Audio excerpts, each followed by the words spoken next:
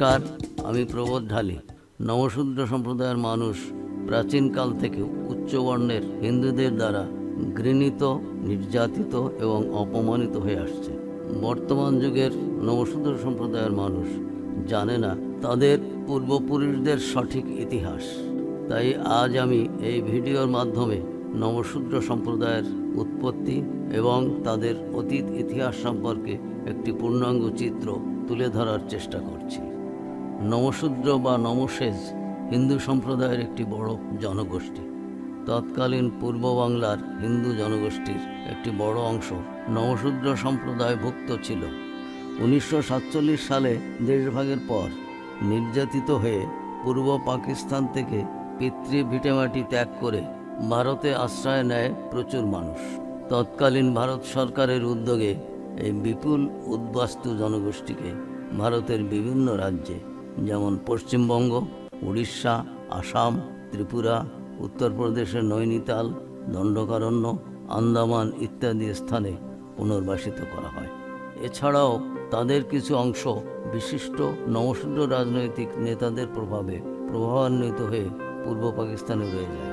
তাদের মধ্যে অধিকাংশ মানুষই নমশূদ্র সম্প্রদায়ভুক্ত।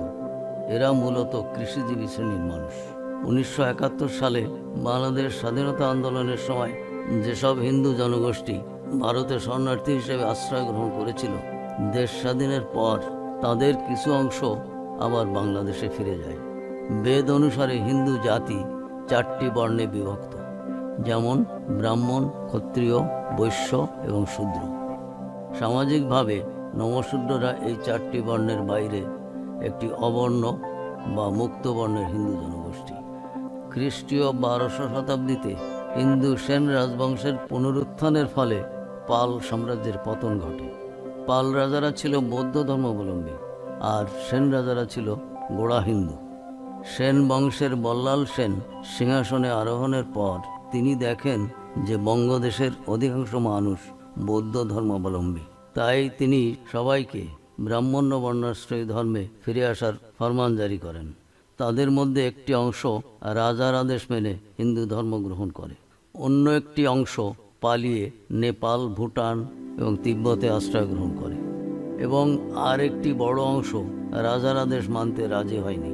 রাজা বল্লাল সেন তাদের অন্তজ অস্পৃশ্য বলে ঘোষণা করেন এবং তাদের গাঙ্গেয় বদ্বীপ অঞ্চল যেমন খুলনা, বরিশাল, ফরিদপুর এবং সুন্দরবনে বিতাড়িত করেন।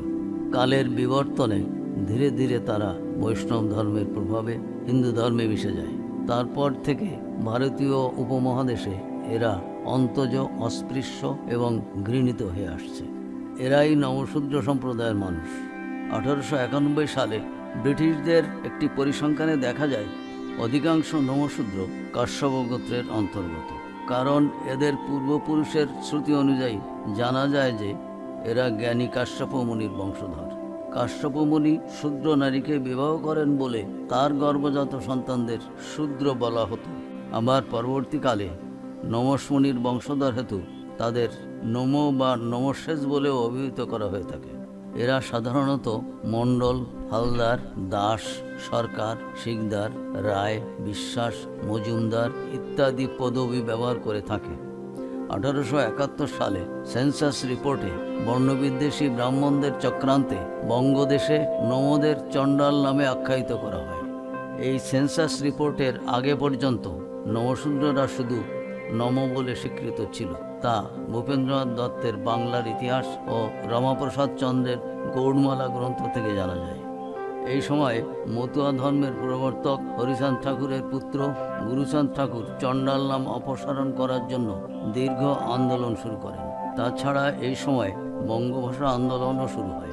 এই উভয় আন্দোলনের চাপে পড়ে 1911 সালের সেন্সাস রিপোর্টে চণ্ডাল নাম অপসারণ করে নম নামের সাথে গীতা অনুযায়ী পাপজনী সম্ভূত বলে গালি খাওয়া শূদ্র শব্দটি জুড়ে দিয়ে নমশূদ্র নামে অপমানিত করে। যদিও এই সময় গুরুচাঁদ ঠাকুর লিখিতভাবে শূদ্র জুড়ে দেওয়ার ব্যাপারে আপত্তি জানায়, তবে অন্য তথ্য থেকে জানা যায় 1911 সালের সেন্সাসে বাংলার হিন্দু জাতিগুলোর মধ্যে নাম পরিবর্তনের হিড়িক পড়ে যায়। ছোট জাতগুলোকে হিন্দু ধর্মের মূল স্রোতের সাথে মিলিয়ে নেয়ার জন্য তৎকালীন পণ্ডিতদের মধ্যে প্রবল আগ্রহ লক্ষ্য করা যায়। তখন জাতির উন্নয়ন নামকরণে একটি বিজ্ঞপ্তি জারি করা হয়। তাতে প্রায় 40 জন পণ্ডিত ব্যক্তি স্বাক্ষর করেন। বিজ্ঞপ্তিতে তারা লেখেন, "the caste called Namasudra is Brahmin by origin, being descended from great Brahmin Kashyap and not চণ্ডাল।" অর্থাৎ নমশূদ্ররা চণ্ডাল নয়, তারা ব্রাহ্মণ দেবতার সন্তান, পূজনীয় এবং নমস্য। এরপর গুরুচাঁদ ঠাকুর অনুন্নত হিন্দু সম্প্রদায়ের শিক্ষা বিস্তারে এবং তাদের জীবনযাত্রার মান উন্নয়নের উপর জোর দেন। 1881 সালে তিনি তৎকালীন ফরিদপুর জেলার ওড়াকান্দিতে প্রথম প্রাথমিক স্তরের স্কুল প্রতিষ্ঠা করেন এবং তার উৎসাহে 18 বছরের মধ্যে বিদ্যালয়টি প্রাথমিক স্তর থেকে উচ্চ বিদ্যালয়ে উন্নীত হয়। অস্পৃশ্যতা ও শিক্ষা বিস্তারের ক্ষেত্রে তিনি আন্দোলনের সূচনা করেন। এই হলো নমশূদ্র সম্প্রদায়ের উৎপত্তির সংক্ষিপ্ত ইতিহাস। তবে পরবর্তীতে এই সম্প্রদায়ের বর্তমান অবস্থা নিয়ে আরেকটি ভিডিও বানানোর ইচ্ছে আছে। এই ভিডিও সম্পর্কে আপনাদের কোনো মতামত থাকলে কমেন্ট বক্সে কমেন্ট করে জানাতে পারেন। ভিডিওটি ভালো লাগলে অবশ্যই লাইক করুন এবং শেয়ার করে অন্যদের জানার সুযোগ করে দিন। এবং আমার চ্যানেল এখনও সাবস্ক্রাইব করে না থাকলে এখনই সাবস্ক্রাইব করুন, পাশে থাকা বেল আইকনটি প্রেস করে দিন, যাতে আমার পরবর্তী ভিডিও আপনার কাছে সঙ্গে সঙ্গে পৌঁছে যায়।